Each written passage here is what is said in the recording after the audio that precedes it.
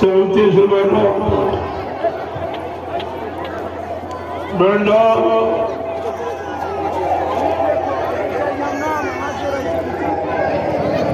बैठो बैठो सब लोग।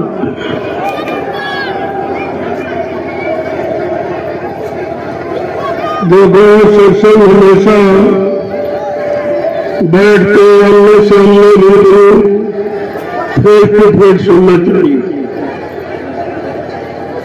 क्योंकि सत्संग वचनों का असर प्रभाव सीधे मन पे पड़ता, तब ये तुम्हारा मन गुनाहों को कबूल करता। मैंने कितना अच्छा किया, कितना बुरा किया, कितना पाप किया, कितना पुण्य किया, कितना सुख किया, कितना सुख किया। ऐसे शैतान मन किसी से मानने वाला नहीं है। इसने बड़े बड़े ऋषि मुनियों को, योगियों को, महर्षियों को, ब्रह्मचारियों को धराशायी कर दिया। ऐसा शैतान मन हमारे सबके मनुष्य मंदिर में रह रहा है। न हमने आपने आज तक इसको निकाल पाया है, न इस पर कोई नियंत्रण कंट्रोल कर पाया। तो ये मन बराबर मनमानी किया करता है। जब जैसी इसके अंदर इच्छा उठी, कामना वासना तरंगे उठी, उसकी पूर्ति के लिए आपके शरीर को साथ में लेकर काम की इच्छा हुई तो काम की इच्छा को पूरी करा लिया, क्रोध की इच्छा हुई तो क्रोध की इच्छा को पूरी करा लिया, लोभ मोह अहंकार की इच्छा हुई तो लोभ मोह अहंकार को पूरा करा लिया। और तुम इस मन का कुछ नहीं कर सकते, वो तुम्हारे अंदर बैठा है। तो कितने युगों से ये अपनी हरकत कर रहा है। सतयुग त्रेता द्वापर 5,500 वर्ष कलयुग के निकल गए और मन को किसी ने रोक नहीं पाया सिवाय सदगुरु के। इस मन को कोई कंट्रोल नियंत्रण में नहीं कर सकता। जब बड़े बड़े ऋषि पूरी तपस्या करके हार गए, ये मन उनके भी बस में नहीं आया। योगी योग करके हार गए, तपस्वी तपस्या करके हार गए, ज्ञानी ज्ञान प्राप्त करके हार गए, लेकिन इस मन पर कंट्रोल नहीं कर। ये मन ने उनको भी नहीं बख्शा जिनको तुम भगवान कहते हो। अवतारी शक्तियों को भी इस मन ने दबा के रखा। उनको भी राजपाट धन दौलत मान सम्मान अधिकार में फंसा के रखा। जब बताइए ये हाल है तो हम सब कलयुग के कमजोर गंदे भोगी विलासी जीव कैसे मन पर कंट्रोल करेंगे। लेकिन सदगुरु ने कलयुग के जीवों पर दया की। संत सदगुरु यहाँ कभी नहीं आए, न सतयुग में आए, न त्रेता में, न द्वापर में। और 5,500 वर्ष कलयुग के निकल गए। अभी लगभग 750 वर्ष पूरे होने जा रहे हैं जब से संत नाम आपको सुनने को मिला। जब कबीर साहब आए उन्हीं से ये संत मत चला और संत नाम उन्हीं से सुनने को मिला। 4 वेद 6 7 18 पुराण 19 उपनिषद और 36 ऋचाएं जिनमें धर्म चर्चा वर्णित है, उनमें भी संत नाम नहीं है। अब आपको ये विचार करना चाहिए कि कलयुग में संत है जो सबसे खराब युग। इतना खराब तो कोई युग नहीं, जबकि हमारी दृष्टि से कलयुग का यानी सबसे अच्छा जीव होना चाहिए। क्योंकि कलयुग के जीव के सामने 3 युगों का अच्छा इतिहास रखा। सतयुग का, त्रेता का, द्वापर का। अच्छी उम्र वाले, अच्छे मन की ताकत वाले, अच्छे इंद्रियों में संयम त्याग वैराग करने वाले और अच्छा खान पान करने वाले और अच्छी संग सोबत में रहने वाले और अच्छे कर्म करने वाले। ऐसा इतिहास सामने रखा, लेकिन हम कलयुग के जीव सबसे ज्यादा खराब हो गए। इसका मतलब हमने किसी युग की शिक्षा, किसी युग की नीति, किसी युग के सिद्धांतों को माना ही नहीं। अगर माना होता तो आज कलयुग का इतिहास सबसे निराला होता, सबसे अच्छा होता, लेकिन ये सबसे खराब हो गया। तो हमने आपने किसी की बात नहीं मानी, कोई सच्ची अच्छी बात किसी की आपने नहीं मानी। न मानने का परिणाम सब बीमारी, महामारी, कष्टों में, तकलीफों में, मुसीबतों में, लड़ाई झगड़ों में, दैवी प्रकोपों में, दुर्घटनाओं में, अकाल मौतों में सब फंस गए।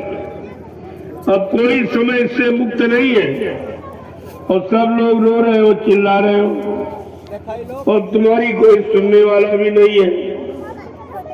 आप इस समय कितनी बड़ी मुसीबत में हो, ये किसी ने आपसे पूछा और पूछ करके किसी ने तुम्हारे दुख तकलीफ को दूर करने की दवा बताई, रास्ता बताया, इस रास्ते पर चलो तो तुम्हारे दुख तकलीफ, मुसीबत, बीमारी, महामारी, ये सब कष्ट खत्म हो जाएंगे।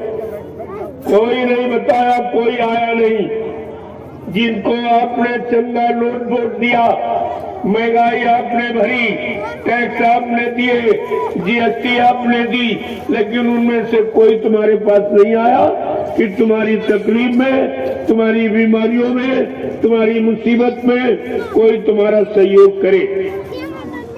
अब तो आपको निर्णय ले लेना चाहिए कि जिनको हमने चंदा नोट वोट दिया, सारी सुविधाएं उनको दी, उन्होंने हमारी कोई सुविधा नहीं बनाई, हमारे जीवन के लिए कोई सच्चा रास्ता जीने का नहीं निकाला और हम सब मुसीबत में फंसते चले जा रहे हैं। न आपने किसी से कहा और न किसी ने आपकी सुनी और न कोई आपके लिए आया।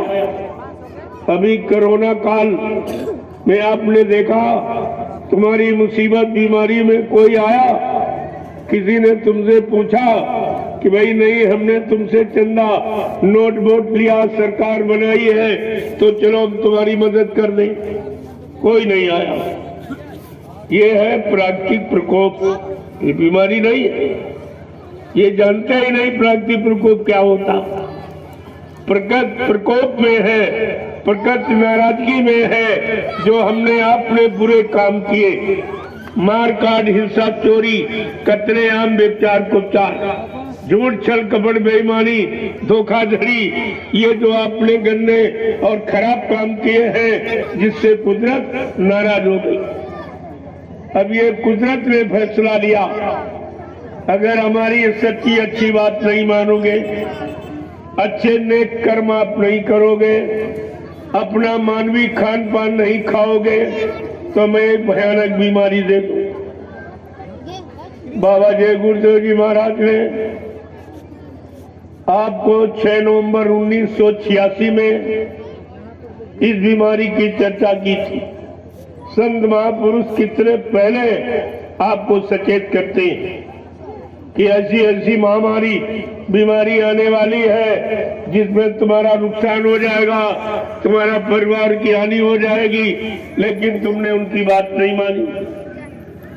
6 नवंबर 1986 में कहा था, अगर तुम लोग शाकाहारी न हुए, सदाचारी न हुए, अच्छे कर्म न करने लगे, तुम्हारे अंदर सेवा, दया, सदाचार, परमात्मा की यादगार न आई, तुम्हारे मन मस्तिष्क में माँ, बहन, बेटी, बहू की परख पहचान अगर नहीं आई, तो कुदरत एक भारी बीमारी भेजना चाहती। उस बीमारी का नाम होगा कोरोना। कोरोना क्या न करो, जो बीमारी ना आए, अब करोगे तो आ जाएगी। कोरोना का मतलब यही कि तुम अंडा न खाओ, तुम मुर्गा और मछली और बकरे का मुर्दा गंदा मांस न खाओ, तुम बुद्धि नाशक कोई नशा शराब का गांजा भांग का प्रयोग न करो, नहीं तो कुदरत नाराजगी में ऐसी बीमारी छोड़ रही है जिसमें 1 मिनट पर मिनट घड़ी नहीं लगे कि गांव के गांव, मुल्क के मुल्क, शहर के शहर साफ हो जाए। अब आपने देखा कोरोना काल में करोड़ों चले गए और कुछ नहीं कर पाए कोई, न प्रधानमंत्री कुछ कर पाया, न मुख्यमंत्री, न राष्ट्रपति, यानी न कोई तुम्हारा शासन प्रशासन, न बैठ डॉक्टर हकीम मर्ज ढूंढ पाए। क्या कहते तो कोरोना है, जब तुम जान गए हो बीमारी ये है तो बीमारी की दवा बनानी चाहिए। सब अंदाजा इलाज, ये वैक्सीन, ये टीका, ये इंजेक्शन, ये सब, लेकिन कुछ नहीं हुआ और करोड़ों चले गए। अब भी यह समाप्त नहीं हुआ, लेकिन इन्होंने कोरोना काल में जो 3 महीने का लॉकडाउन किया, उससे देश 20 वर्ष पीछे चला गया। इनके पास कुछ नहीं रहा, सब खत्म हो गया, क्योंकि इनकी बुद्धि पगला गई। जब आदमी रात दिन कमाता तब तो पूरा नहीं पड़ता था। इन्होंने 3-3 महीने के लिए दुकान बंद कर दी, व्यापार बंद कर दिया, बाजार बंद कर दिया, यातायात बंद कर दिए, न्यायालय, कार्यालय, विद्यालय बंद कर दिए, और आपको भी घरों में 3 महीने के लिए जेल की तरह बंद कर दिया। कोई नहीं बोला, हिंदुस्तान में कोई नहीं बोला, ना कोई नेता बोला, ना कोई महात्मा बोला कि भाई ये क्यों कर रहे हो, हमने कौन सा गुनाह किया, कौन सा पाप किया, हमने राष्ट्र का, देश का कौन सा नुकसान किया है जो हमको अपने घरों में जेल बना के बंद किया जा रहा। हमारे परिवार चलाने वाले साधन, खेती है, दुकान है, दफ्तर है, बिजली, व्यापार, मजदूरी, ये सब बंद कर दोगे तो हमारे बाल बच्चे क्या खाएंगे, परिवार कैसे चलेगा। लेकिन किसी ने न कहा, न तुम्हारी किसी ने सुनी, और अब भी आप नहीं निर्णय ले पा रहे हो। तो मैंने देखा फिर बारी बीमारी आ रही, जब मैंने देखा चलो भाई बीमारी आ रही, ये जिम्मेदार लोग बीमारी का इंतजाम करेंगे, क्योंकि इन्होंने भारत की जनता से चंदा नोट वोट लिया है, महंगाई वसूली है, टैक्स लिए हैं, जीएसटी ली है, तो कोई न कोई भारत की जनता को ये सुख शांति जरूर देंगे। लेकिन कोई नहीं बोला और न कोई निकला, न किसी ने अपनी कुर्सी छोड़ी। तो ये बताओ तुम्हारी मदद कौन करेगा। न कोई नेता आया, न कोई महात्मा आया, जिनको आपने धनी दान दक्षिणा, धोती रोटी लंगोटी ये सब आपने दी, और महात्मा भी कोई नहीं आया। 1 करोड़ महात्मा इस समय हिंदुस्तान में है, काले नीले पीले लाल कपड़े पहनने वाला, दाढ़ी बाल रखने वाला, छापा तिलक जनेऊ चंदन मंदन लगाने वाला 1 करोड़, और कोई नहीं निकला। और ये सब तुम्हारी कमाई का अन्न खाते हैं, पैसा खर्च करते हैं, कपड़ा पहनते हैं, और अब कुछ नहीं करते। ये करते कुछ नहीं, तो इनसे कहो आपने हमारा अन्न खाया है, तुमने कोई पूजा की है, कोई भक्ति की, जरा अपनी भक्ति की शक्ति का परिचय दो, हमारी आने वाली बीमारियों को रोक दो, परेशानियों को खत्म कर दो, दुख दर्द को दूर कर दो, यही लाड़ी लड़ाई झगड़े समाप्त कर दो, और मतलब यानी माँ बहन बेटी की परख पहचान इंसानों के दिल में आ जाए, ऐसा धार्मिक संदेश देने लगो। लेकिन न तुमने कहा, न किसी ने किया, तो ये मुसीबत कैसे जाएगी। बहुत भारी मुसीबत आने वाली है। मैंने देखा तुम्हारी मदद के लिए कोई नहीं, तुम्हारी चिंता किसी को नहीं, और वास्तव में तुमने पढ़ा नहीं है। चिंता किसको होती है? साधु संत महात्माओं को। लाख दया कोमल सी संता, संतों के हृदय में दया उठी, क्योंकि उनकी जीवात्मा इन मनुष्य शरीरों में है।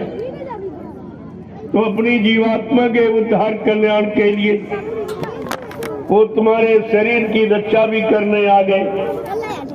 कहा अगर तुम शरीर से निरोग रहना चाहते हो, कोई बीमारी ना आवे, कोई भाव विचार खराब ना हो, माँ बहन बेटी की परख पहचान बनी रहे, तो हमारे परिवार की समाज की मर्यादा ये भी बनी रहे, तो आपके लिए उन्होंने निर्णय लिया कि चलो भारत की जनता से ये कहूंगा कि आप ऐसा कार्य हो, हमारी प्रार्थना स्वीकार करो, आप लोग शाकाहारी हो जाओ। बहुत खा के देख लिया, क्या मिला? सारा जीवन खराब हो गया, सारा परिवार खराब हो गया, सारे बच्चे बेरोजगार हो गए, बेचारे ये क्या खाएंगे, क्या पहनेंगे, क्या आगे अपना परिवार चलाएंगे? आपको इस पर विचार करना चाहिए। चलो तुम तो अपना जीवन शराब में, मुर्गा मीट में काट दोगे, लेकिन बच्चों का क्या होगा? ये क्या करेंगे आगे? जब तुम ये खान पान करोगे, तुम्हारे जेब में कुछ रहेगा, तुम्हारे परिवार की समस्या सुलझेगी, घर मकान अच्छा बना पाओगे, इनको पढ़ाई लिखाई अच्छी करा पाओगे, इनका शादी ब्याह अच्छे परिवारों में कर पाओगे। तो कम से कम आपको विचार करना चाहिए। ये तो करके आपने देख लिया, सब मुर्गा अंडा सब खा दे, क्या मिला आपको? बीमारी मिली, परेशानी मिली, तकलीफ मिली, दुख मिले आपको, तरह तरह के लड़ाई झगड़े आप में होने लगे, दुर्घटनाएं होने लगी, हाथ पैर टूटने लगे, गर्दन कटने लगी, लोग मरने लगे। ये सब क्यों हो रहा? केवल एक ही कारण है, जो आपका खान पान सही। हमारे भारत देश का ये धार्मिक नियम है, जैसा करो आहार वैसे बने विचार, जैसा खाओ अन्न वैसा बने तन मन, जैसा पीवो पानी वैसी हो बेबानी।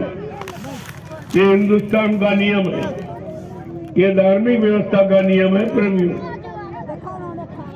अगर आपको दूध पिलाया जाए तो गाली देंगे, जूस पिलाया जाए, शरबत पिलाया जाए, अगर शराब पिला दी जाए तुरंत बुद्धि खराब, और सब खराब काम की शुरुआत शराब से होती। जितने खराब काम हिंदुस्तान में, सारे खराब कामों की शुरुआत शराब से होती।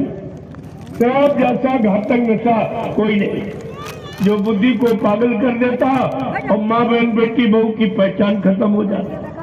फिर आप कितना जघन्य अपराध करेंगे, उसकी कितनी बड़ी सजा मिलेगी कि अब कभी आपने बैठकर ये सोचा है? महात्माओं ने आपके लिए चिंता व्यक्त की और ये निदान समाधान निकाला, इनकी बीमारी महामारियों का, इनके दुख तकलीफों का, इनके तरह तरह के कष्ट मुसीबतों का कुछ समाधान, कुछ निदान कुछ है कि नहीं है? तो उन्होंने निकाला कि अगर इनका आहार शुद्ध हो जाए तो इनके विचार शुद्ध हो जाएंगे, जब विचार शुद्ध हो जाएंगे तो कर्म शुद्ध हो जाएंगे, तब कर्म शुद्ध हो जाएंगे तो परिणाम अच्छा मिलेगा, तब आपको परिणाम रिजल्ट अच्छा मिलेगा। ये सब आपको विचार करना चाहिए। तो मैं 88,000 ऋषियों की तपोभूमि नैमिषारण सीतापुर उत्तर प्रदेश से ये जय गुरुदेव आध्यात्मिक जन जागरण शाकाहारी काफिला लेकर निकला, और साथ में महाप्रसाद आपकी, जो हिंदुस्तान में किसी ने आपको कभी नहीं दिया। इस तरीके से तुम्हारे गांव में, तुम्हारे दरवाजे, सड़कों पर ऐलान करके किसी ने आपको प्रसाद नहीं दिया होगा, और ये प्रसाद तमाम तरह की बीमारी, महामारी, कष्टों में आपकी मदद करेगा।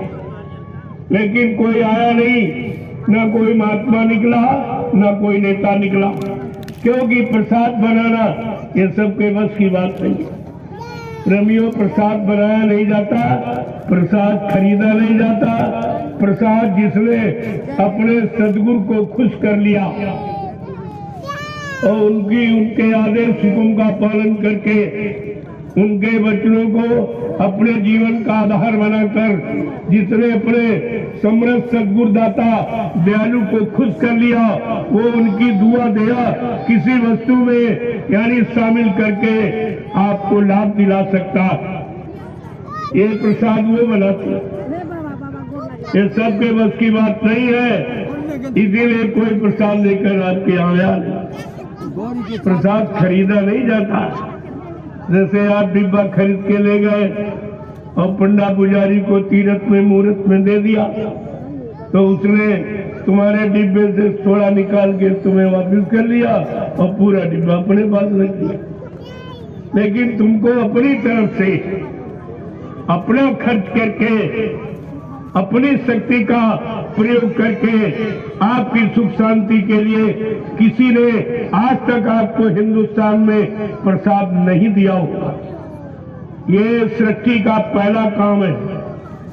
अब तो मेरी कोई नकल भी नहीं कर सकती। पहले तो नकल कर लेते तो थोड़ी बहुत, क्योंकि अभी ये शक्ति का प्रश्न है, शक्ति का, गुरु भक्ति का। अगर गुरु भक्ति करके किसी ने शक्ति प्राप्त कर ली, वो है सब अपने गुरु की दुआ और दया किसी वस्तु में शामिल करके जीवों को लाभ दे सकता है।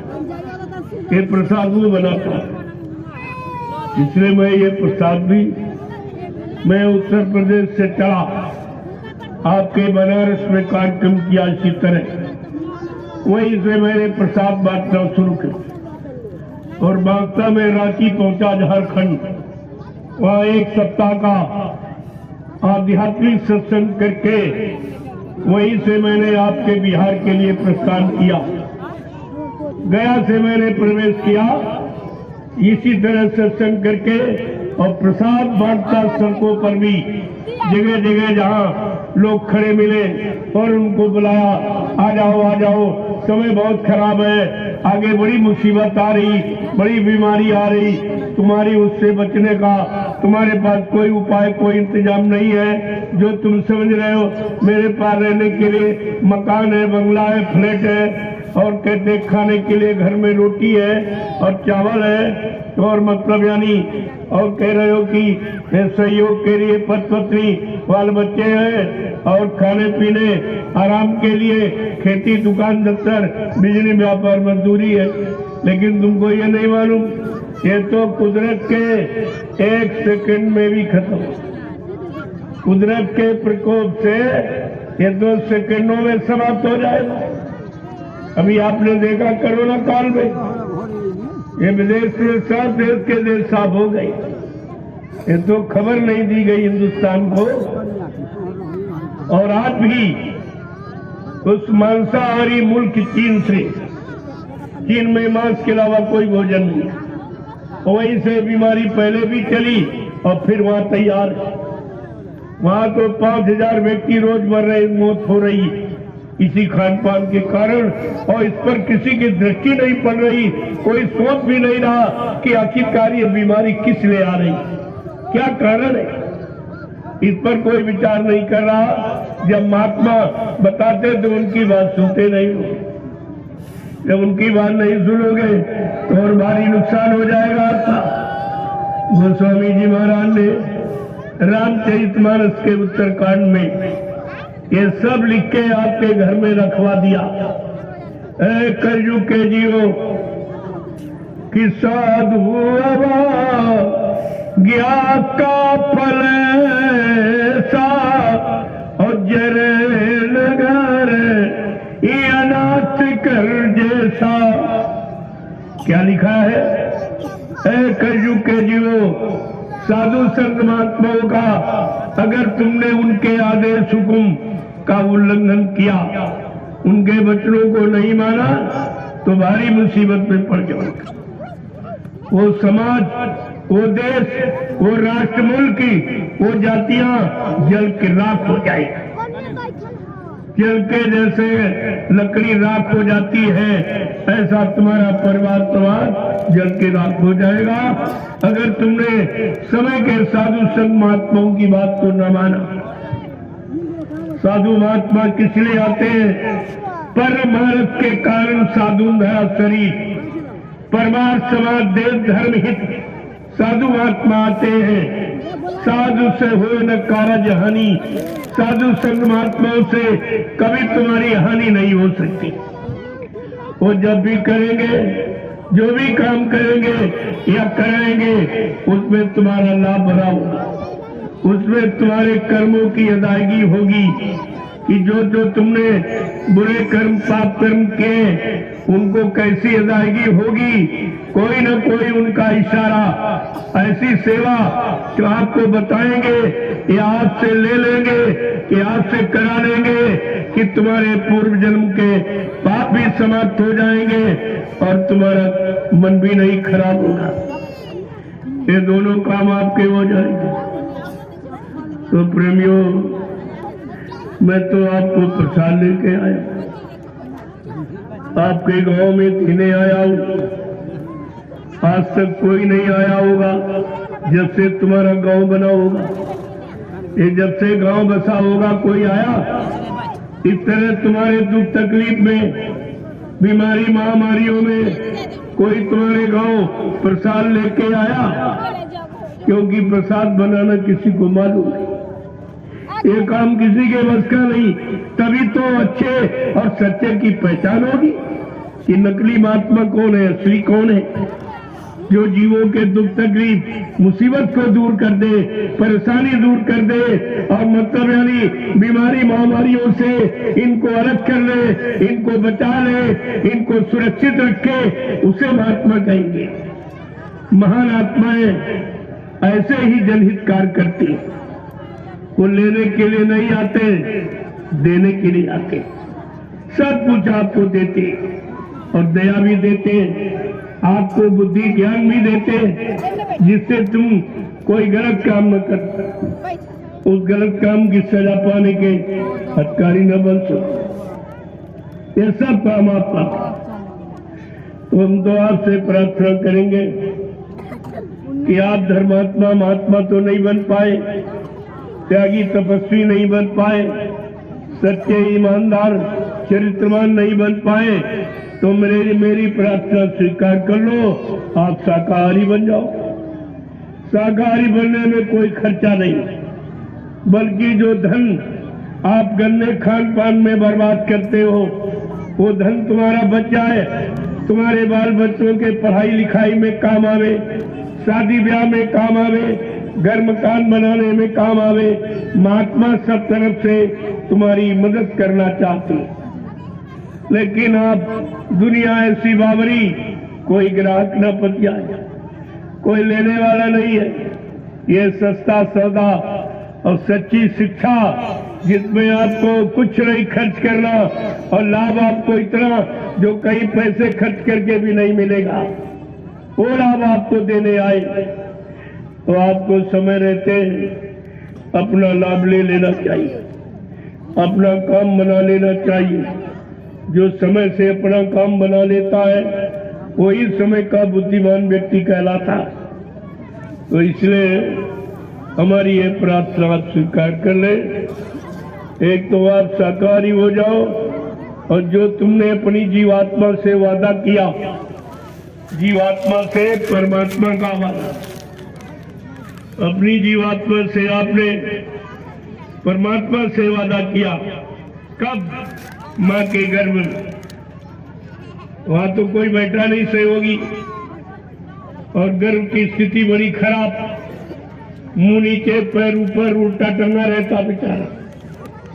ये 9 महीने की सजा उल्टा, और माँ का मलमूत्र बच्चे के मुंह पर सूख जाए। अब आप सोचिए कितनी गंदगी, बदबू, कितनी तकलीफ होगी, कितनी असह वेदना पीड़ा ये होगी। वहां तो कोई मदद करने वाला आपकी जीवात्मा का बैठा नहीं, न कोई फरियाद सुनने वाला बैठा। और वहां जीवात्मा ने किसको बुलाया, किस नाम से कहा? तो गोस्वामी जी महाराज ने रामचरितमानस के उत्तरकांड में लिख के बताया कि जीवात्मा ने क्या वादा किया कि अब प्रभु कृपा करो यही भांति और सब काज भजन ने करब दीन राती। आपने ये वादा किया, क्या वादा किया? हे प्रभु, सीताराम राधे श्याम शंकर भगवान हनुमान देवी देवता का नाम लेके जीवात्मा ने वादा नहीं किया, बड़े साफ साफ शब्दों में है कि जीवात्मा ने प्रभु नाम का वादा। अब प्रभु कृपा करो यही भांति, जो भी तुम्हारे पास शक्ति ताकत हो, विधि और तरीका, हमारा ये काम कर दो, इस गर्भ के नरक कुंड से बाहर कर। जब मैं बाहर जाऊंगी तो दिन रात तुम्हारा भजन करूंगी।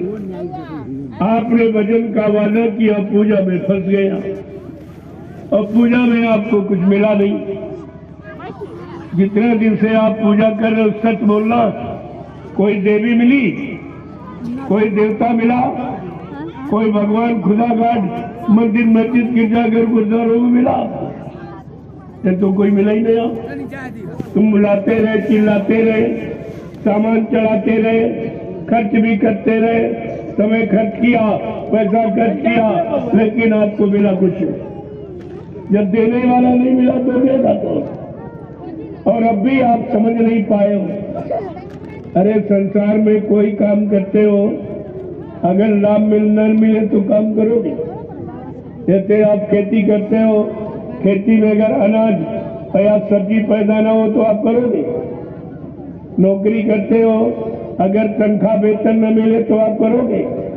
व्यापार दुकान करते हो, मुनाफा न हो तो आप करोगे। लेकिन ये पूजा वाला काम 3-3 युगों से कर रहे हो और कुछ नहीं मिला, और फिर भी अभी तक समझ नहीं पाए हो। तब तुम्हें समझाने के लिए, जब तुमने संत महापुरुषों की बात को नहीं माना, तब ये कुदरत समझाने के लिए खड़ी हो गई। और कुदरत ने फैसला लिया कि लॉकडाउन में, कोरोना काल में तुम्हारे पूजा स्थल को सब ताले लगा दिए। मंदिर में, मस्जिद में, गिरजाघर गुरुद्वारों में, धर्म स्थलों में सब में ताले लगा दिए। क्या ये काम कभी हिंदुस्तान में हुआ? कोई बादशाह ने, कोई सम्राट ने, कोई शासक ने, कोई प्रधानमंत्री और राष्ट्रपति मुख्यमंत्री ने ये काम किया? लेकिन इन्होंने क्या किया? तुम्हारे सारे पूजा स्थलों को बंद करा। एक तो तुम कुछ अच्छा करते ही नहीं थे, थोड़ा बहुत मंदिर में गए तो थोड़ा बहुत तो कुछ करते ही थे सामने रहकर, एक भी आपका बंद हो गया, वो भी टूट गया। फिर ये बताओ, अच्छा और सच्चा काम तुम कहाँ करोगे? नेक काम कहाँ करोगे? जब अच्छा काम, नेक काम, भला काम नहीं करोगे तो तुम्हें लाभ कौन दे देगा? बिल्कुल आपने विचार नहीं किया और इस पर कोई नहीं बोला। न कोई मंदिर का पंडा पुजारी बोला, न मस्जिद का कोई मुल्ला मौलवी बोला, न मतलब यानी एक गुरुद्वारे का कोई ग्रंथी बोला, न गिरजाघर का कोई पादरी बोला। सब चुप, सबकी जबान बंद। किसी ने नहीं कहा, अरे भाई ये क्यों कर रहे हो? ये तो हमारे देश में कभी नहीं हुआ। इतने बड़े बड़े बादशाह आए और बड़े सम्राट आए और बड़े शासक और प्रधानमंत्री मुख्यमंत्री आए, लेकिन ये काम किसी ने नहीं किया। एक तरफ मंदिर, मस्जिद, गिरजाघर गुरुद्वारों को बंद किया, मंदिर का घंटा संघ बंद करा दिया और कहा थाली लोटा बजाओ। तुम बजाने लगे, तुम तो कुछ समझते ही नहीं हो। और उसने जान लिया कि भारत की जनता बिल्कुल अज्ञान है, जो मैं कहूंगा वही ये करने लगेंगे। तुम्हें ये कहना चाहिए तो मंदिर मस्जिद जो गिरजाघर गुरुद्वारों में जो घंटा शंख मुद्दतों से बज रहा, कितने युगों से बजाया जा रहा, वो तुमने ताला लगा के बंद करा दिया। अब थाली लोटा बजाने से क्या होगा? इससे क्या होगा?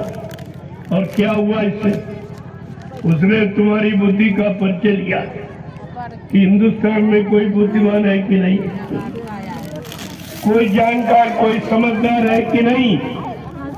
तो उसने आपकी परीक्षा ले ली और कहा ये सब बुद्धि नहीं की, किसी में कोई बुद्धि, कोई सोचने की शक्ति, कोई विवेक है ही नहीं। जो मैं कहूंगा वो ये करेंगे, इसलिए वहीं से उसने मनमानी शुरू कर।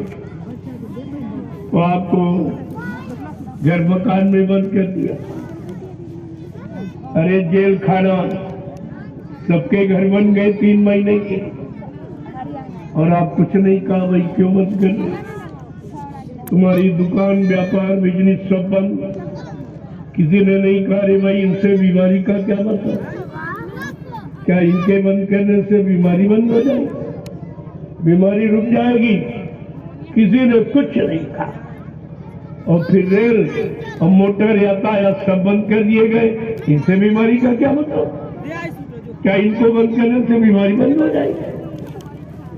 और इसके बाद विद्यालय और कार्यालय और न्यायालय सब बंद। इनके बंद करने से मतलब क्या निकलेगा? पहले और बंद करके इन्होंने ये नहीं सोचा कि जब रात दिन लोग कमाते तब तो पूरा नहीं पड़ता, अगर 3 महीने के लिए हम सब बंद कर देंगे तो देश, समाज, परिवारों का क्या होगा? इस पर किसी ने विचार नहीं किया और तुम्हारी स्थिति एकदम नंगी हुई, तुम्हारे पास कुछ नहीं बचा। और उसमें भी लेकिन ये सब बंद हो गया, लेकिन आपका कहते टैक्स नहीं बंद हुआ, महंगाई नहीं बंद हुई, बेरोजगारी ये नहीं बंद किया, शराब के ठेके नहीं बंद हुए, मुर्गा मांस कटना, अंडा फोड़ना कुछ नहीं बंद हुआ। ये नहीं बंद हुआ।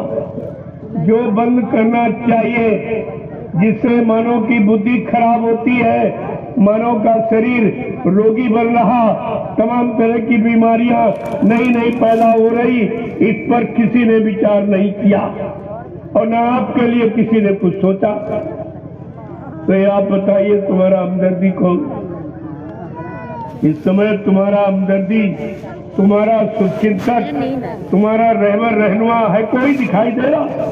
तुम रिकॉर्डिंग करोगे? और ऐसी बीमारी आई, उस बीमारी का केवल इन्होंने भय पैदा कर दिया, इतना भय पैदा कर दिया कि पत्नी पति को छूना नहीं चाहती। कहा तुम्हारी कोरोना, न छूना चाहती, न घर में रखना चाहती, न देखना चाहती, न सेवा करना चाहती। ये नफरत जो सबसे बड़ा संबंध पत्नी का होता, उस संबंध में कितनी बड़ी इन्होंने दूरियां बढ़ा दी और एक दूसरे से सब अलग। बाबा जी ने बहुत पहले कहा था, एक ऐसा समय आएगा, एक दिन सबके दाढ़ी में आग लगेगी। अब महात्माओं के इशारे बड़े दूरदर्शी होते, लोग इस बात को नहीं समझ पाए। दाढ़ी में आग लग मतलब कहा कि एक दिन परेशानी सबके पास आ जाएगी, तो कौन किसकी देखेगा? सबको अपनी अपनी पड़ी होगी, अपनी बुरा बुझाएंगे कि तुम्हारी परेशानी हटाएंगे। ये उद्देश्य रखकर उन्होंने कहा, लेकिन उनके बच्चों को कोई समझ नहीं पाया, उनके इशारों को कोई पहचाने नहीं पाया कि आखिरकार महात्मा ऐसा क्यों कह रहे हैं, क्या होने वाला है। और आपके सामने आ गया, ये बीमारी ऐसी आई, कोई किसी को छूना पसंद नहीं कर रहा, देखना पसंद नहीं करा, और उसमें इन लोगों ने अपना व्यापार चला लिया। जब तुम अपने पति पत्नी की लाश देखना, छूना चाहते नहीं हो, रखना चाहते नहीं हो, लेना चाहते नहीं, और उन्होंने क्या किया, तमाम के यानी गुर्दे निकाल लिए और किडनी निकाल ली और कीमती पुर्जे शरीर के सब निकाल के बेच। ये व्यापार हो गया, रोना करोना कुछ नहीं, ये सब व्यापार था। और आप नहीं समझ पाए, उस व्यापार में एक और बड़ा व्यापार हो गया कि जो 4 इंच का कपड़ा तुम्हारे मुंह पे लगाए। क्या कपड़ा लगाने से बीमारी चली जाए? अगर कपड़े से बीमारी चली जाए, फिर ये वैक्सीन टीके क्यों लगवाए, तरह तरह की दवाइयां क्यों बेच रहे, इसमें लोगों को क्यों भ्रमित कर रहे हैं? जब तुमको उपचार मिल गया कि मुंह पे कपड़ा लगा दो तो ये बीमारी नहीं आएगी, लेकिन तुम्हें ये नहीं मालूम मुंह पर अगर कपड़ा बांध दिया जाएगा तो तुम सही श्वास ले पाओगे, अच्छी ऑक्सीजन और स्वस्थ वायु आप ले पाओगे। जब ऑक्सीजन और स्वस्थ वायु आपको नहीं मिलेगी तो आपके फेफड़े कमजोर हो जाएंगे, एक बीमारी और तैयार हो जाएगी, डॉक्टरों का काम और मिल जाएगा, दवाएं और बिकने लगेगी। ये सब व्यापार, ये भारत की जनता के साथ सब व्यापार हो रहा और कोई कहने वाला नहीं। जब मैंने आपके बक्सर जिले बिहार में कोरोना के तुरंत बाद मैंने कार्यक्रम किया, एक अपार भीड़ हुई जंगल में, कितने लाख लोग इकट्ठा हुए, सब जगह खबर फैल गई बाबा जी वहाँ कार्यक्रम कर रहे, वहाँ लाखों की भीड़ है, कोई मास्क नहीं लगाए है और कुछ नहीं, तो सबको चिंता हो गई। स्वास्थ्य मंत्री है साहब, मंत्री मंत्री सब दौड़ पाए, कहे बाबा जी आपने मास्क नहीं, हमने कहा जो मास्क खाता वो मास्क लगाए, हमारे यहाँ कोई मास्क नहीं खाता, कोई मास्क नहीं लगाता, न मैं लगाता हूँ न लगाने का आदेश देता हूँ। हमारे यहाँ कोई बीमारी नहीं गारंटी, अगर आप शाकाहारी हो जाओ मैं गारंटी के साथ कहता हूँ कोरोना कोई बीमारी तुम्हारे घर में प्रवेश नहीं कर सकती अगर आप शाकाहारी हो जाए। मैंने ये सबको बताया, लेकिन सरकार के लोगों ने मेरी एक बात भी नहीं सुनी। क्या पत्रकार मीडिया नहीं है? मैं खुले मैदान में कार्यक्रम करता हूं और मन से प्रसारित करता हूं और मन से बोलता हूं कि हमारा ये छाप दीजिए, कम से कम वो शासक इसको पढ़े और समझे कि ये क्या कहा जा रहा, इसकी क्या जरूरत। जिस कोरोना की बीमारी के लिए आप परेशान हो, तमाम तरह की बीमारियों में करोड़ों रुपए खर्च कर डाला, करोड़ों रुपए डॉक्टरों को दे डाला और बीमारी का समाधान नहीं मिला, तो मैं तो कहता हूं अगर मेरी बात मान लो और इन सबको शाकाहारी बना, हिंदुस्तान में शाकाहार का प्रचार करा दीजिए। और ये मुर्दा मांस ये इंसान का भोजन नहीं। आपको मालूम है कि मुर्दा मांस कौन खाता है? कुत्ता, कौआ, गीध, ये उनका भोजन है। अब किसी का भोजन आप छीन लोगे तो उसको परेशानी नहीं होगी। तुम्हारा बेटा है घर में, अगर उसकी रोटी छीन लो ना दो तो घर छोड़ के चला जाएगा, वो घर में नहीं रहेगा, क्योंकि अन्न में प्राण है। कलयुग अन्न को उसमें प्राण, कलयुग में अन्न में प्राण है। अगर अन्न नहीं मिलेगा तो आप जीवित नहीं रह सकते। और यहाँ क्या किया है सब मतलब यानी, तो कम से कम सोचना चाहिए, अरे मानो इंसान का भोजन जो तुम्हारे लिए भगवान ने बनाया, भगवान ने जितने जीव जंतु बनाए सबका भोजन अलग बनाया, पशुओं का अलग, पक्षियों का अलग, कीड़े मकोड़ों का अलग, जंगली जानवरों का अलग, और इंसान का भोजन सबसे अलग बनाया। क्यों? इंसान भगवान को सबसे ज्यादा प्यारा है। भगवान राम ने कहा है कि सब इस सब में उपजाए और तीन में आदि के मनुज मुझे भाए। भगवान क्या कह रहे हैं? उनका छोड़ दे, ये सारी सृष्टि मेरी ही बनाई, जितने जीव जब सृष्टि के ये सब मेरे ही बनाए हैं। कोई इंसान ने, विज्ञान ने कोई जीव जंतु नहीं बनाया। अरे इंसान, जब तूने कोई जीव जंतु नहीं बनाया है तो इनको मारने काटने का अधिकार किसने दे दिया? पहला पाप तो तुमने यही किया है। जैसे माँ की गोदी में पलने वाला मासूम बच्चा अगर माँ की गोदी से छीनकर उस बच्चे को मार दे, काट दे, तो माँ पर क्या गुजरेगी?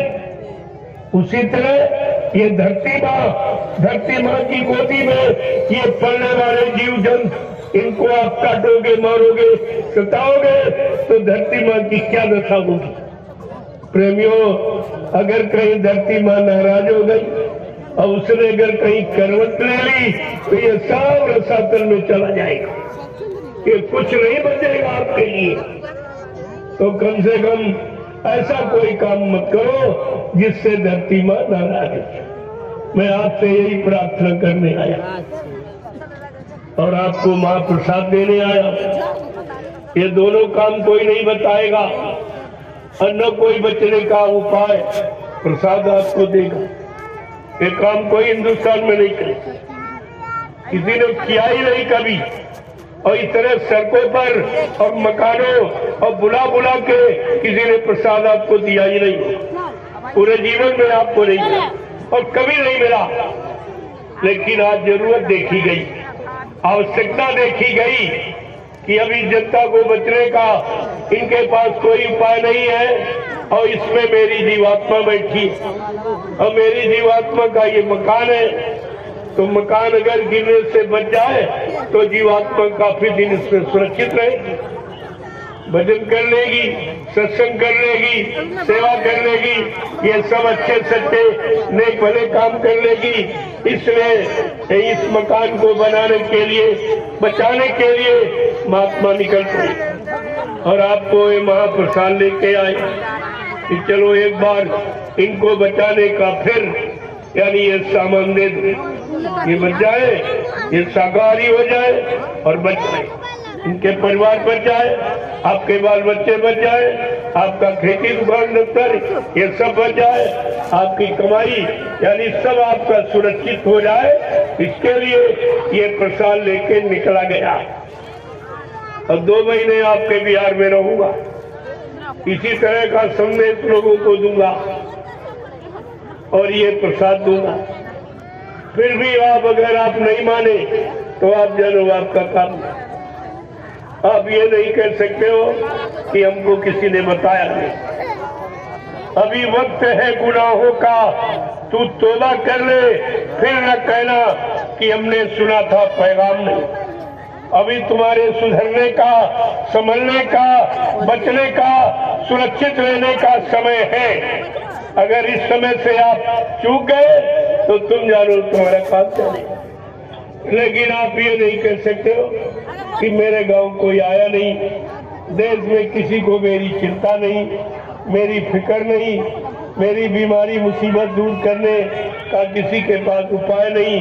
आप ये कह नहीं सकते। ये मैं सब दवा लेके आया, लेकिन दवा भी बगैर परहेज के नहीं काम करती। डॉक्टर बड़े बैठ के दवाई परहेज करो तो दवा मेरी काम करेगी। ऐसे ये प्रसाद, ये जय गुरुदेव नाम प्रभु का, ये हर वक्त तुम्हारी मदद करेगा जब कोई नाम तुम्हारा काम न करे। मुसीबत आपत्ति पर, बीमारी महामारी में आप सबको याद कर लो पहले, जिनको आपने अपना बनाया, जिनकी आपने पूजा की, तरह तरह से श्रम समय पूंजी आपने खर्च की, पहले मुसीबत में उनको याद कर। जब कोई देवी देवता भगवान खुदागाट तुम्हारी मदद करने के लिए न तैयार हो, तब ये जय गुरुदेव नाम प्रभु का इसको याद करो। आपको पता चल जाएगा कि कलयुग के जीवों के लिए समय का कौन सा नाम है। पिछले युग वाले नाम काम करेंगे, इस समय का नाम काम करेगा। तुम्हें ये नहीं मालूम, समय का डॉक्टर, समय का मास्टर, समय का आचार्य गुरु ही काम करेगा। जो बहुत अच्छे आए थे और चले गए, उनसे आपका काम नहीं होगा, उनकी फोटो से काम नहीं होगा, उनका नाम लेने से काम नहीं होगा। काम समय के यानी समय के महापुरुष से होगा जो आपके काम के लिए आए।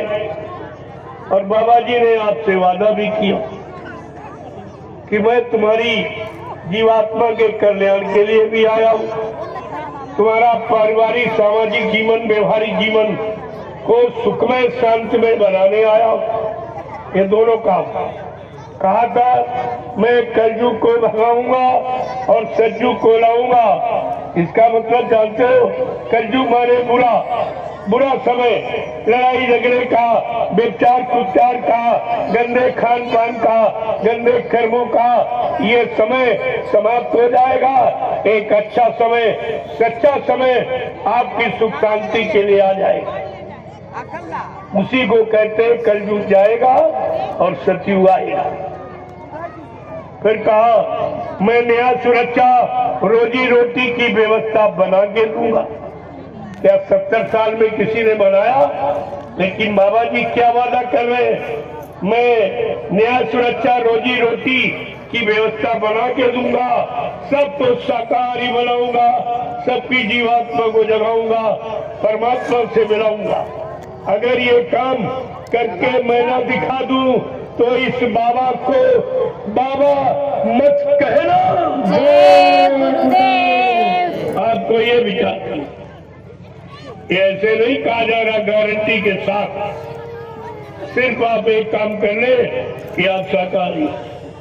बहुत करके आपने देख लिया कुछ नहीं मिला, तो जरा शाकाहारी रह के देख, आपकी परेशानी बीमारी दूर हो जाए, अच्छा समय आ जाए। और आपको ये करना पड़ेगा, नहीं अगर मानोगे तो कुदरत आपको मना लेगी। कुदरत ने अभी देखा जब लोग नहीं माने बाबा जी की बात, तो कुदरत ने एक छोटा था एक चुटकुला छोड़ा, करोड़ों चले गए दुनिया से, पता नहीं लगा करोड़ों, कोई दवा नहीं काम, कोई डॉक्टर वैद्य नहीं, कोई मर्ज नहीं, कोई पहचान नहीं, कुछ नहीं, और चले गए। और फिर ये नहीं आप मानोगे तो दूसरी उससे बड़ी बीमारी आ रही। उसी बीमारी का मैं उपचार समाधान लेके आया हूं कि चलो एक बार इनको बचा लो। अगर ये शाकाहारी हो जाए, हमारी बात मान ले तो ये बच जाएंगे। तो इनको महाप्रसाद दे दो। तब ये प्रसाद बना के आपके लिए लाया और मुफ्त में बांटना। वही बदले में ऐसा पैसा नहीं लिया जा रहा, ये भी काम किसी ने नहीं किया। आप प्रसाद खरीद के ले जाते मंदिर में, मूर्ति में, तीर्थ में, लेकिन तुम्हें कोई अपनी तरफ से प्रसाद बना कभी नहीं दिया, और न किसी ने दिया और न कोई दे सकेगा।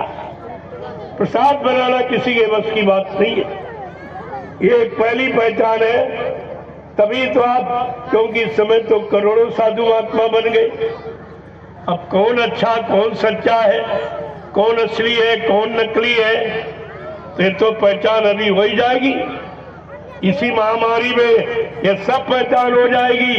इस महामारी को रोकने वाला कौन, और विश्व युद्ध की जैसी समस्या खड़ी होने जा रही, इसे कौन रोकेगा? वो समय का महापुरुष कहलाएगा। प्रेमियों, वो महापुरुष हो जो इन सब को रोक देगा, सारी व्यवस्था को उलट पलट देगा, इधर से उधर। वो समय का महापुरुष कहलाएगा। उसके कहेंगे ये सच्चा सद्गुरु, ये सच्चा अनामी महाप्रभु है, जिसने एक अनोखा अद्वितीय विलक्षण परिवर्तन करके दिखा दिया। आपको ये सब सोचना चाहिए। इसलिए प्रेमियों,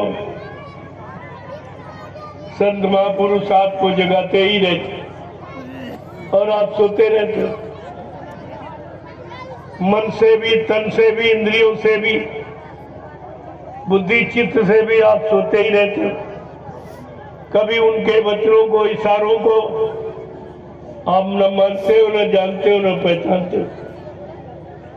यही तुम्हारे दुख मुसीबत का कारण बन गया।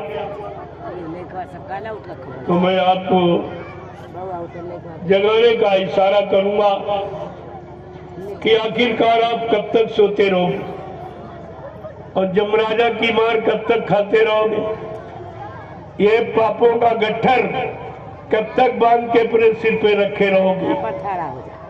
ये कुछ उतारोगे कि नहीं उतारोगे? ये बोझा कब तक ढोते रहोगे?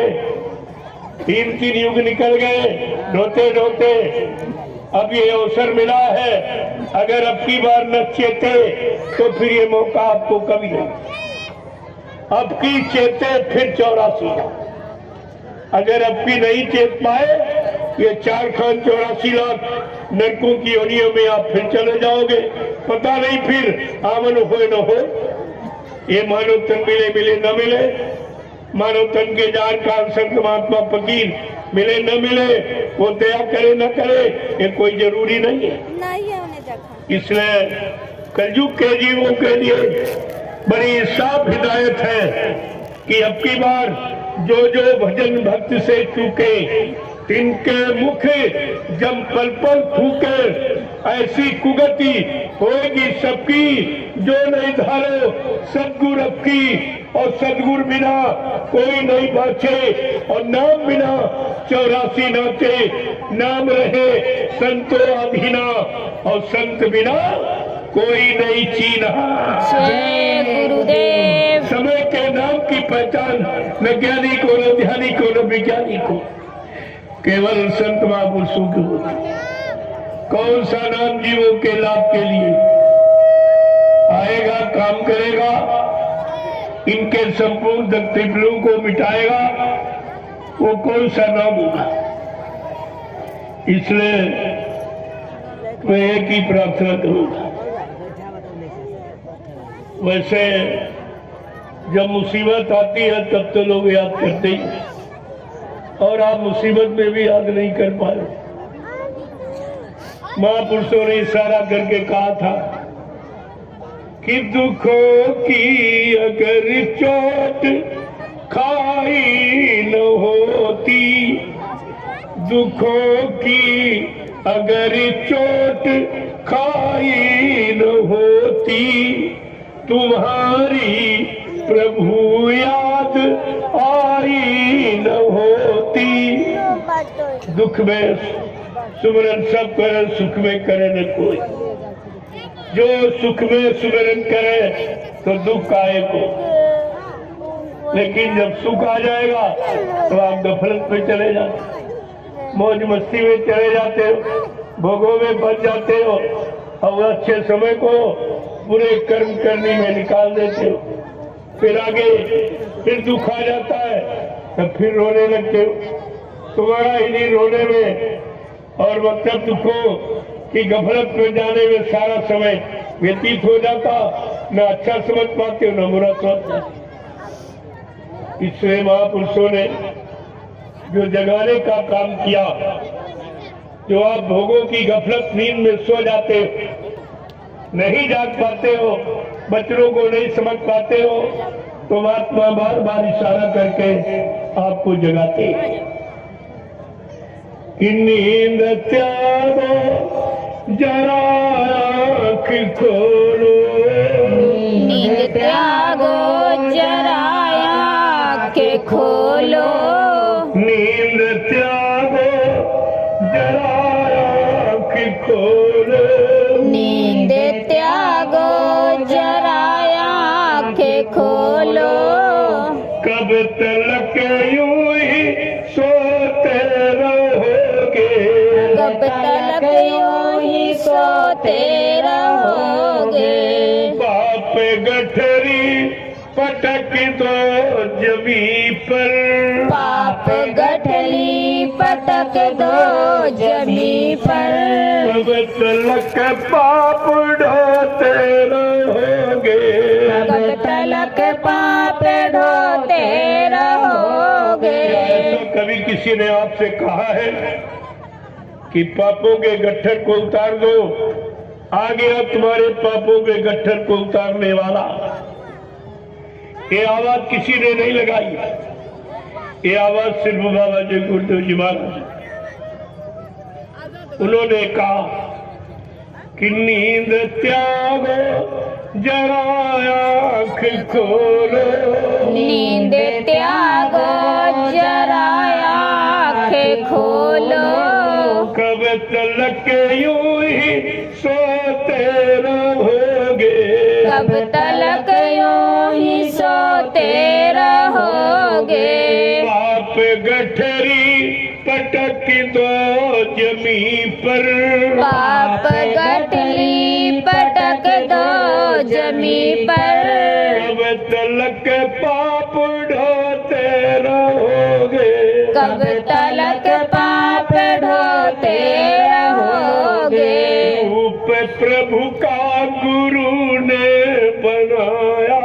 रूप प्रभु का गुरु ने बनाया। जिसको बिरला कोई जान पाया, जिसको बिरला कोई जान पाया। ये है सत्य का ज्ञान ले लो, ये है सत्य का ज्ञान ले लो, वरना हरदम ही रोते रहोगे, वरना हरदम ही रोते रहोगे।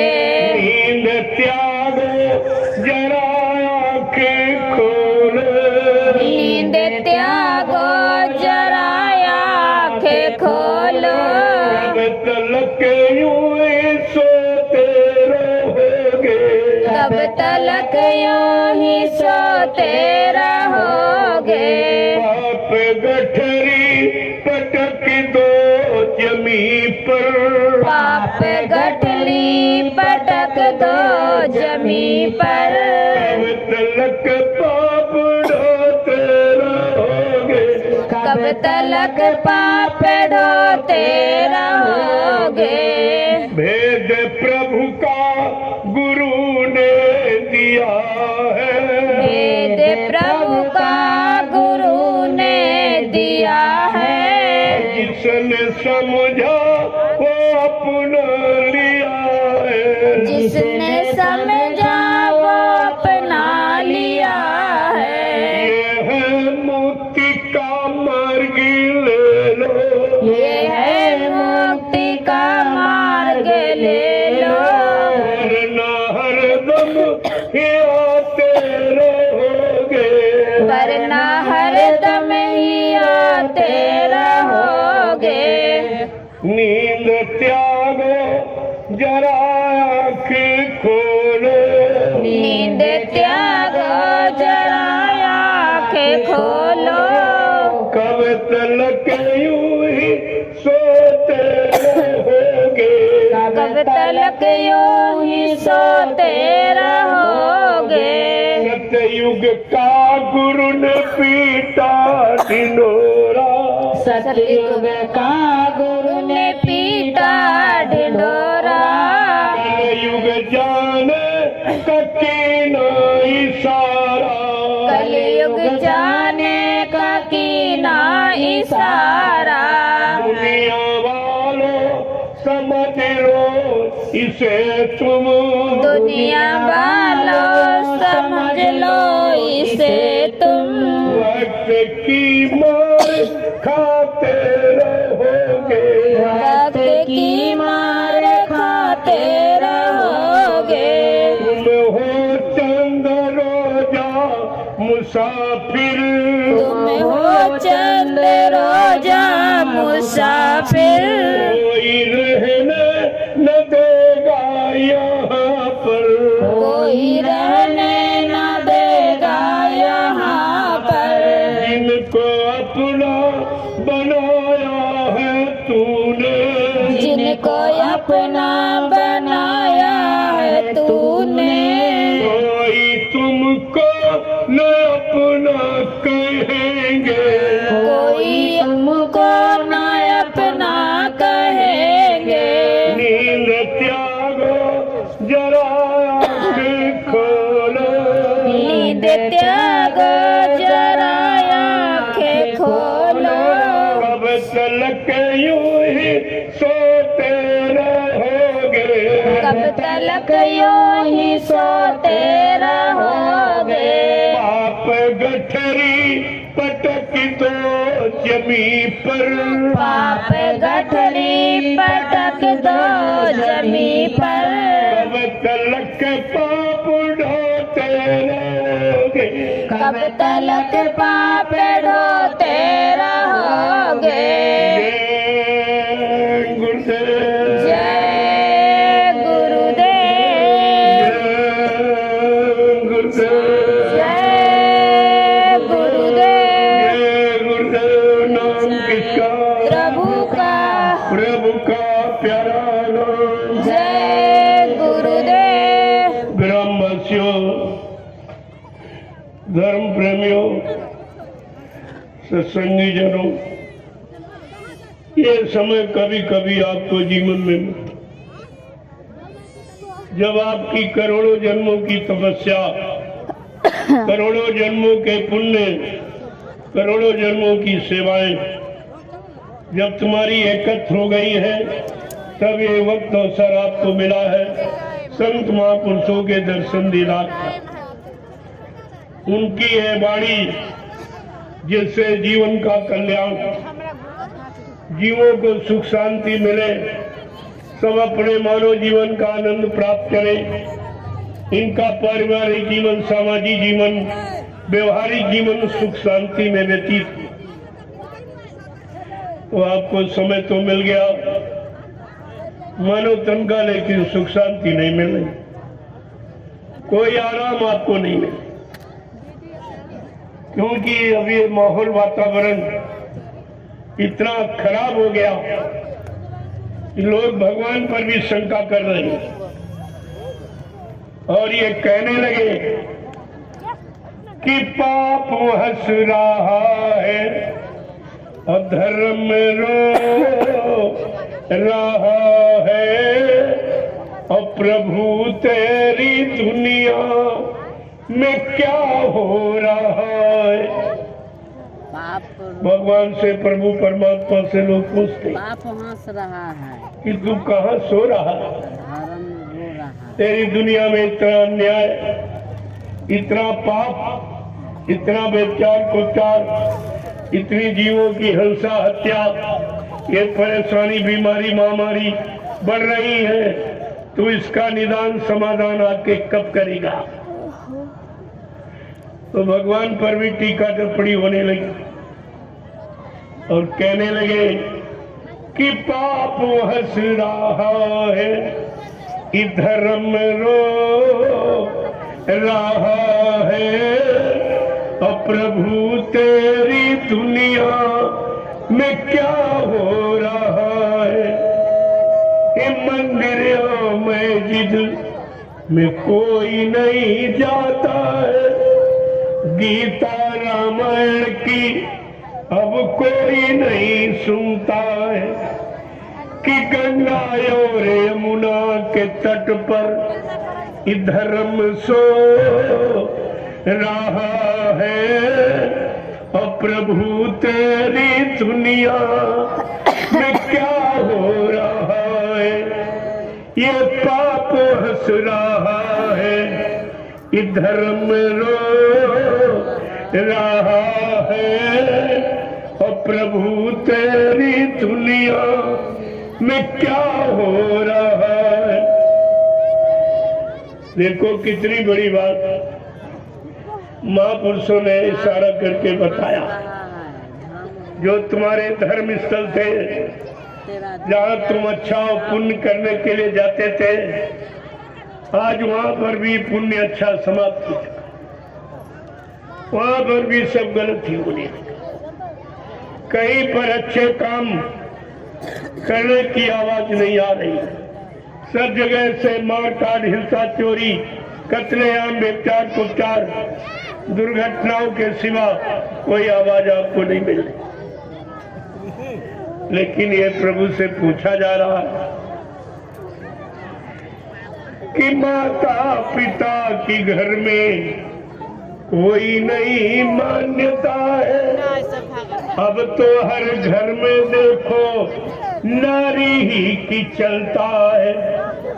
माता पिता की घर में कोई नहीं मान्यता है, अब तो हर घर में देखो नारी ही की चलता है।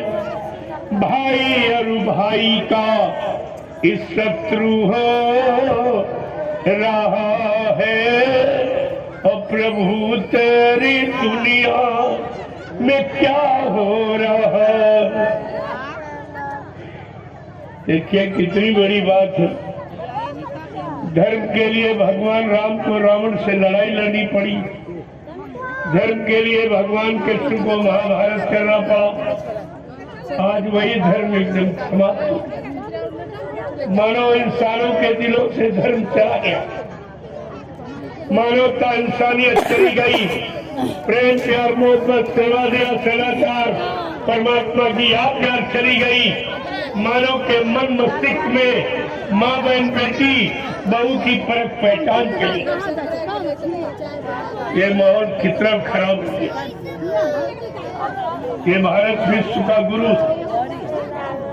दुनिया के देश भारत में अध्यात्म की शिक्षा लेने आते। कहते हैं हिंदुस्तान में परमात्मा की पूजा होती, परमात्मा लोग प्राप्त करते हैं, क्योंकि विश्व में जितने भी देश भारत को छोड़कर सारे देश भोग भूमि के नाम से जाने जाते, और भारत देश योग भूमि के नाम से प्रसिद्ध है। और आपने उसको खत्म कर दिया पाश्चात्य सभ्यता को अपनाकर। जो पाश्चात्य देशों की सभ्यता, इनका गंदा खान पान, इनकी गंदी भाषा और इनके गंदे काम और गंदे पहनावा वेशभूषा जब से आपने अपनाई है, ये भारत देश भी दुख और कष्ट और मुसीबतों में घिर गया, बीमारियों के चपेट में आ गया। अगर आपने पाश्चात्य देशों की नकल न की होती, अपने ऋषि मुनियों महात्माओं की नीति, उनके सिद्धांत वसूलों पर चलते रहते, तो आज भारत देश का नक्शा कुछ अलग ही होता। आपने बिल्कुल किसी की बात नहीं, एकदम बौखला गए। और बौखलाने पर क्या हुआ? अपना सारा चीज आपने नुकसान। सबसे बड़ा नुकसान चरित्र का होता है। जिसके बाद चरित्र बल है, उसके बाद सब। लेकिन आज चरित्र में आग लगा दी गई। चरित्र को किसी की चिंता ही नहीं है। जो तुम्हारा असली धन चरित्र बल, असली बल है। जिसके बाद चरित्र बल है, उसके सामने काम क्रोध लोभ मोह छोड़ भागे मैदान। ये भी मैदान छोड़ के एक बार भाग जाते, लेकिन आपने अपने चरित्र में आग लगा दी। विद्वानों ने भी इशारा करके कहा है, health loss something loss, wealth loss some loss, लेकिन कैरेक्टर लॉस सम लॉस। अगर धन का नुकसान कुछ नुकसान है, लेकिन ये फिर पैदा कर लोगे।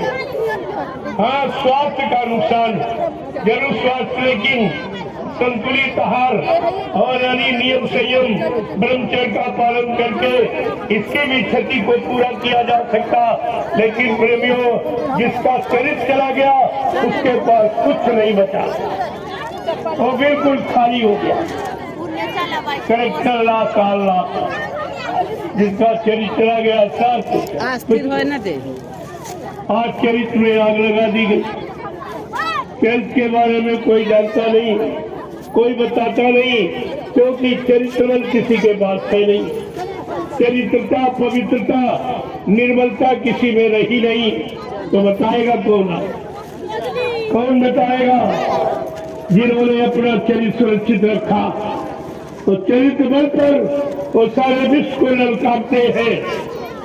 ये चरित्र बल है जो हिंदुस्तान को ललकारा जा रहा, सारे जिम्मेदारों को भी ललकारा जा रहा। और आपको इस पर विचार करना चाहिए कि तुमने वो चीज अपनी खो दी। अब वो चीज रुपए पैसे से चरित्र नहीं मिलता, इसकी पूर्ति आज जीवन में कभी नहीं करती।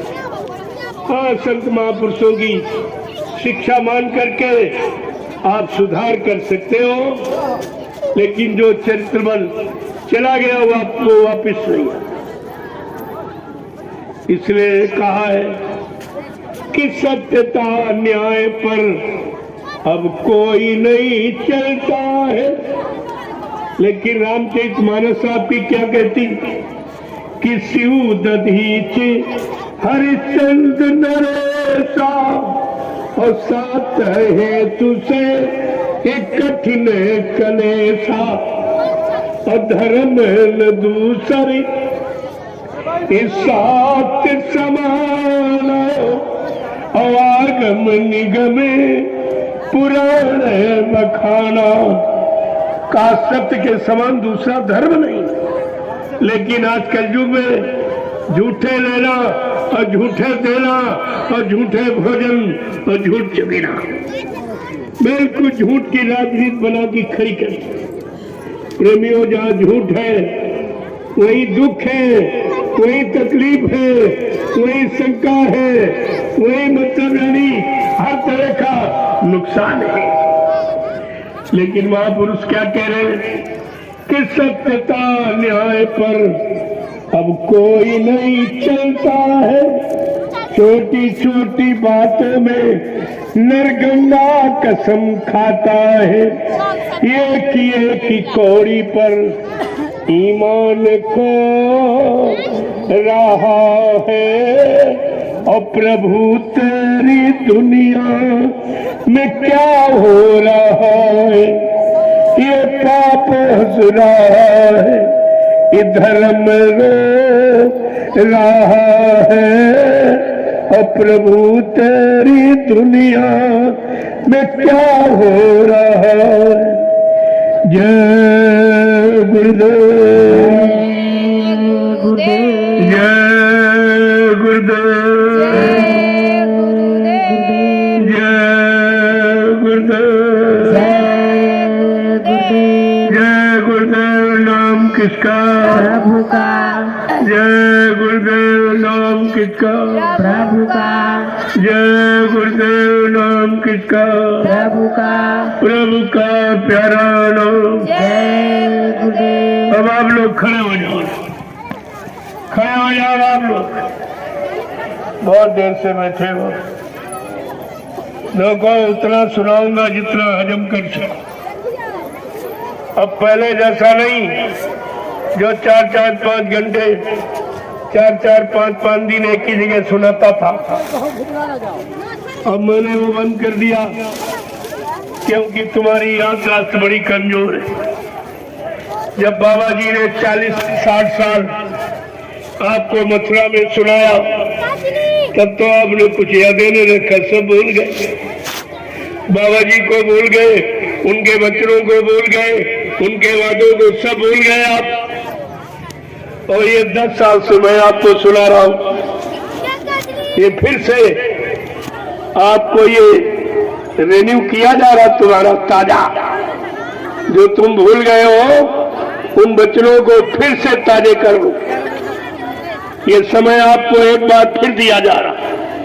अगर अब की चूके तो फिर 84 जाओ, फिर 4 खान 84 लाख नरकों की एनियों में चले जाओगे, फिर तुम्हारा निकलना बड़ा मुश्किल हो जाएगा। अगर अब की बार चूक गए आप तो ये अवसर आपको दोबारा दिया गया कि गुरु के वचनों को याद कर लो। उन्होंने जो जो कहा कि मैं परिवर्तन करने आया हूँ, परिवर्तन करके ही जाऊंगा। जय गुरुदेव। कोई कारण हमें इस परिवर्तन से न रोक सकता है, न मेरा काम कोई कर सकता है। जय गुरुदेव। फिर आप कैसे भूल गए? बाबा जी ने कितना बड़ा ये चैलेंज किया कि मैं जो परिवर्तन करने आया हूँ, कलयुग भगाने सतयुग लाने, इसको न कोई कर सकता, न मेरे इस परिवर्तन को कोई रोक सकता। तो आपको तो समझना चाहिए कि धरती मंडल पर कोई ऐसा इंसानी शक्ल में पैदा नहीं हुआ कि ये काम उनका कोई कर सके, या उनको कोई इंसान अपनी यानी शारीरिक शक्ति से उनको रोक सके। ऐसा कोई पैदा ही नहीं हुआ। इतना बड़ा चैलेंज धरती पर किसी ने नहीं किया और आप सब भूल गए हो। बाबा जी ने भी कहा था, बच्चा न मुझे कोई मार सकता, न मुझे कोई धोखा दे सकता, न मुझे कोई धन दौलत सामान से खरीद सकता। मैं अपना काम करने आया हूँ, काम करके ही जाऊंगा।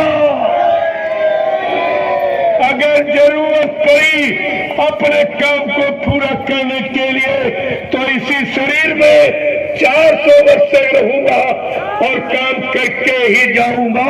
जय गुरुदेव। ये वचन आपको ध्यान रखने चाहिए कि बाबा जी ने हमारे लिए कैसे कैसे वादे किए हैं, लेकिन हम आप उनके एक वादे को याद नहीं रख पाए और गुरु से अलग हो गए और गुरु में शंका कर दी। कुछ स्वार्थी लोभी लालचियों ने ये झूठा प्रचार हिंदुस्तान में कर दिया कि बाबा जी शरीर छोड़ के चले, अपने स्वार्थ लोभ लालच के लिए झूठा प्रचार ये 5 लोगों ने किया। तुम 45 करोड़ क्या करते हो? तुम्हारी जबान नहीं खुली, तुम गुरु के वचनों को भूल गए कि बाबा जी ने कहा था मैं जिनको मैंने नाम दान दिया जब तक इनकी जीवात्मा को घर नहीं पहुंचा लूंगा मैं मानव शरीर को छोड़ के जाने वाला नहीं हूँ। जय गुरुदेव। ये सब आपके सामने वादा किया गया, लेकिन आपने गुरु के किसी वचन को संभाल के नहीं रखा और आप भूल गए तो कितना बड़ा नुकसान आपने कर लिया अपना। जो दया मिल रही थी उससे वंचित रह गए आप। अब तुम कहां जाओगे, किस दरबार में झांकोगे ताकोगे जो आपको दया मिल सके? प्रेमियों, ये सब विचार करना होगा और एक न एक दिन आपको आना ही पड़ेगा। बाबा जी ने पहले भी कहा था, अभी महात्मा समझा रहे सुना रहे, सब तरह से तुमको मना रहे, तुम्हारे पाप कर्मों में सेवाओं के द्वारा करा के माफी दिला रहे। अगर तुमने संत महापुरुषों के वचनों को ना माना, उन पर ना विश्वास किया तो पीछे कुदरत खड़ी है, अपने एक डंडे से 20 करोड़ का वरानेरा सेकंडों में कर देगी।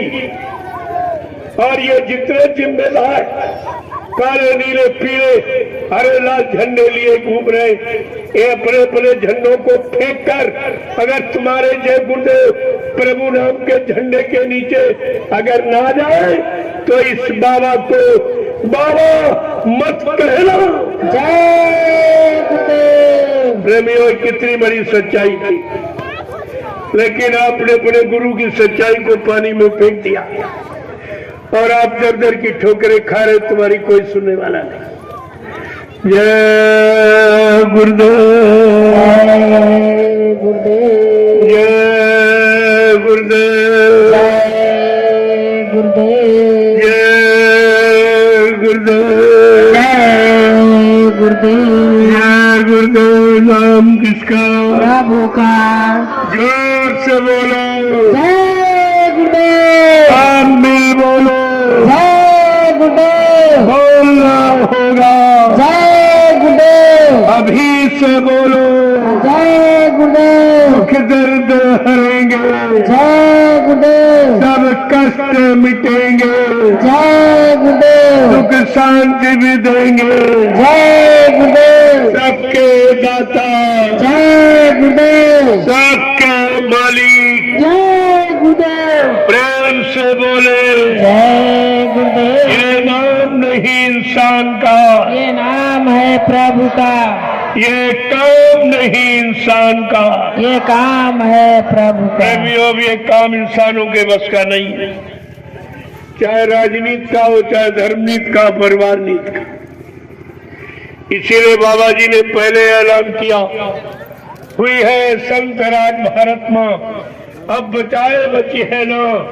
बाबा जय गुरुदेव की वाणी तब दिखाई पड़ी है। हाँ, ये सब आपको देखने को मिलेगा जो जो आपसे बाबा जी ने वादा किया, लेकिन तुम भूल गए हो।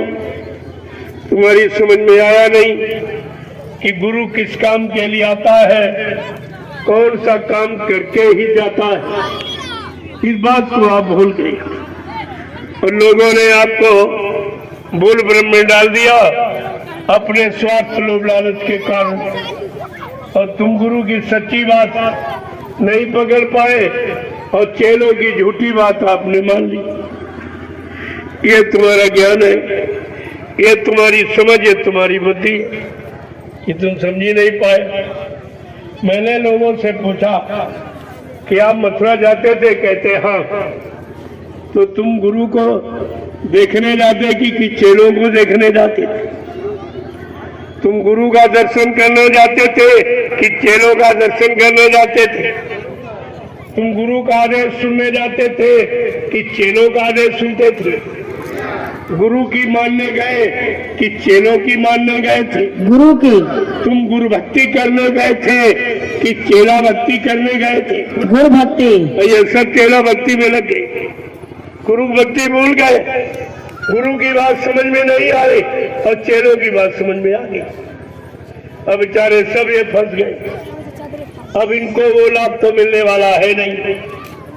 जिन्होंने गुरु को कह दिया मर गए चले गए, ये बेचारे गुरु को कभी नहीं पा सकते, गुरु का लाभ कभी प्राप्त नहीं कर सकेंगे। गुरु की दया से ये हमेशा वंचित ही रहेंगे। ये कितनी बड़ी बात। जब मैंने अभियान शुरुआत किया ठीक 10 दिन बाद, यानी 2012 18 मई 2012 ये लीला हुई। मैंने ठीक 10 दिन बाद ही तुरंत मैंने अभियान जारी कर दिया। सबसे पहले मैं दिल्ली गया और मतलब यानी प्रेमियों ने प्रधानमंत्री गृह मंत्री को ज्ञापन दिया, उनसे रिसीविंग ली और 1.5 घंटे मैंने मीडिया से वार्ता किया। मीडिया ने फुल चैनल खोला, पत्रकारों ने कैमरे खोले, लेकिन आज तक छापा निकाला कुछ नहीं।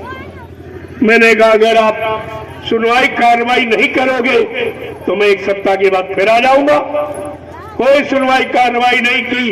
मैं 1 सप्ताह के बाद 500 प्रेमियों को लेकर फिर उसी जंतर मंत्र भूमि के नाम से जो जानी जाती दिल्ली में पहुंच गया, जहां लोग भारत सरकार से न्याय मांगने जाते।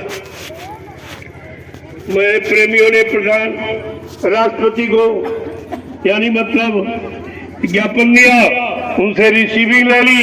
मैं 4 महीने बैठकर भारत सरकार का इंतजार किया कि बाबा जी की मौत के बारे में भारत सरकार कोई न कोई सही निर्णय जरूर ले ली, लेकिन प्रेमियों आज तक कोई निर्णय नहीं। तब मैंने निर्णय ले लिया कि गुरु की सच्चाई को सारे हिंदुस्तान में गुरु प्रेमियों के कान तक पहुंचाऊंगा। मैं 10 वर्ष से ये पूरा अभियान चला रहा हूं पूरे हिंदुस्तान में। मेरे अभियान का आधार है गुरु उसी शरीर में जीवित है, ये आधार हमारा है। और जो कहते गुरु चले गए ये दुर्भाग्य तुम्हारा है। जय गुरुदेव। इसी आधार को लेकर प्रेमियों मेरे पूरे हिंदुस्तान में गुरु की हकीकत का पर्दाफाश किया और इनकी सारी पोल को मैंने खोल दिया और झूठ सिद्ध कर दिया। इलाहाबाद हाई कोर्ट ने 17 अक्टूबर 2017 में ये फैसला ले लिया और इन दोनों को नकली माना गया और बाबा जी को जीवित माना गया। मैंने कहा तुम कहाँ जाओगे? मैं तुम्हारे पीछे तो खड़ा हूँ, कहाँ जाओगे भागकर? तुम्हें अंततोगत्वा आना ही पड़ेगा। प्रेमियों ये सब जानकारी मैंने आज तो केवल इशारा किया हूँ, आप जानता तो सब हूँ, लेकिन अभी नहीं बताऊंगा। जब तुम्हारे अंदर इच्छा उठेगी, जानने की जिज्ञासा पैदा होगी तो आपको सब बता दूंगा। लेकिन आप ये समझो ये फिर मुंह दिखाने काबिल रहेंगे कहीं? ये हिंदुस्तान के लोगों को क्या मुंह दिखाएंगे? ये संगत को क्या मुंह दिखाएंगे? ये गुरु के सामने कैसे खड़े हो पाएंगे? इसलिए मैं एक बार परिवार के नाते इनको भी मौका दे रहा हूँ। तुम भी जाग जाओ, चेत जाओ, अभी समय है। वो दयालु है, जब सबको उन्होंने माफ कर दिया, बड़े बड़े गुनाहों को, चोर डकैतों को, कतरियों को माफ कर दिया, अब माला पकड़ा के उन्हें साधु बना दिया, तो तुम्हें भी माफी मिल जाएगी। लेकिन समय से अगर आप नहीं जागे और अपनी ये हरकत बंद न की गुरु को बदनाम करने वाली, तो फिर ये सजा से कोई मुक्त नहीं करेगा। जय गुरुदेव, जय गुरुदेव, जय गुरुदेव। जय गुरुदेव। नाम किसका? प्रभु का।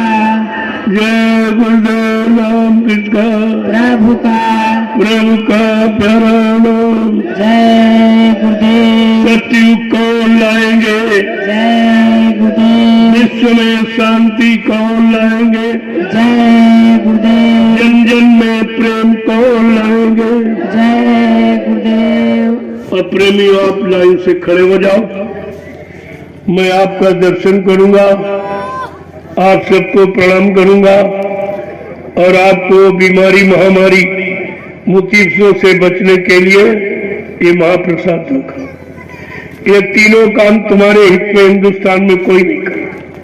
कहीं चले जाओ, आप किसी मिशन में चले जाओ और चाहे किसी नेता राज पार्टी में चले जाओ, ये काम कोई नहीं करेगा।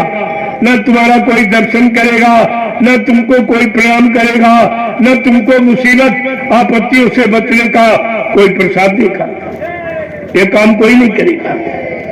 तो आप ये अपना काम करवा लो, समय है, अच्छा रहेगा। तो आप लोग लाइन से आ जाओ, एक लाइन में महिला, एक में पुरुष।